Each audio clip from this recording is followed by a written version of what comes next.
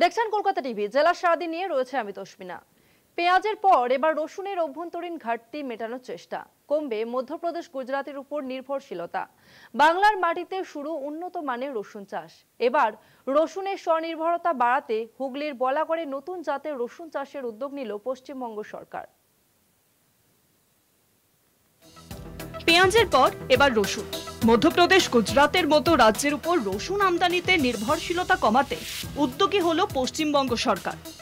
বাংলার স্বনির্ভরতা বাড়াতে কৃষকদের দিয়ে নাসিক থেকে আনা নতুন জাতের রসুনের চাষ করাচ্ছে হুগলি জেলার উদ্যান পালন দপ্তর।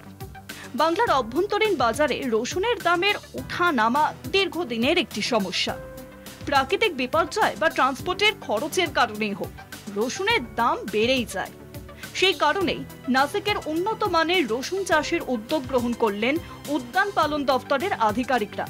তাতে ভালো চাষ হলে বাজারে কম দামে রসুন পাবেন সাধারণ মানুষ। উদ্যান পালন দপ্তরের দাবি, এই উদ্যোগ আগামীতে দিশা দেখাবে বাকি জেলাতে।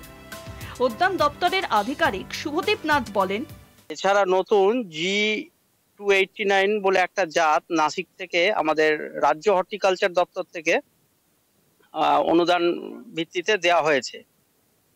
সেটা এই প্রথম চাষ করে দেখা হচ্ছে আমাদের মাটিতে এটা করা যায় কিনা, বা এখানকার যে ওয়েদার আছে বা রোগ মানে সহনশীল কিনা সেগুলো দেখা হচ্ছে পরীক্ষামূলকভাবে। মূলত সবচেয়ে বেশি রসুন চাষ হয় মধ্যপ্রদেশ, রাজস্থান, মহারাষ্ট্র এবং গুজরাটে। সেখানকার চেয়ে পশ্চিমবঙ্গের মাটি অনেক উর্বর। শীতকালীন সময় পেঁয়াজের সঙ্গে রসুন চাষ করলে আবহাওয়ার কোনো সমস্যা হবে না বলে জানাচ্ছে উদ্যান পালন বিভাগ। পেঁয়াজ সংরক্ষণের জন্য ইতিমধ্যেই রাজ্য সরকার নানান পদক্ষেপ করেছে। কৃষকরা নিজের বাড়িতেই পেঁয়াজ সংরক্ষণ করছেন, তার সঙ্গে রসুন সংরক্ষণও করা যাবে এখানে। 3 মাস এই ফসল মজুত রাখতে পারলে আলুর চেয়েও দাম বেশি পাবেন কৃষকরা। এতে রসুন আমদানিতে অন্য রাজ্যের উপর থেকে নির্ভরতা কমানো যাবে বলে মনে করা হচ্ছে। বলাগড়ের এই উর্বর জমিতে নাসিকের রসুন কতটা সাফল্য লাভ করে সেদিকেই কিন্তু তাকিয়ে আছে চাষিরা। ক্যামেরায় দেবলীনার সাথে দেবেশ চক্রবর্তী, রিপোর্ট, কলকাতা টিভি।